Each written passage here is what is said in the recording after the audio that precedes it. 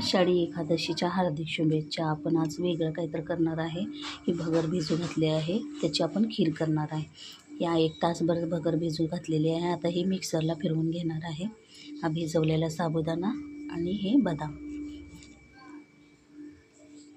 तूप टाकलं आहे. आता हे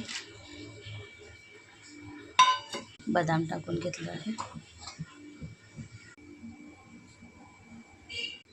आता हे दळलेलं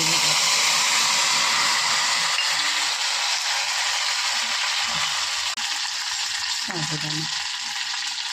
आता दूध टाकणार आहे. आता मस्त शिजू देणार आहे. ह्याला तयार झाले आहे खीर. आवडल्यास नक्की लाईक व सबस्क्राईब करा. मस्त खा, स्वस्त राहा.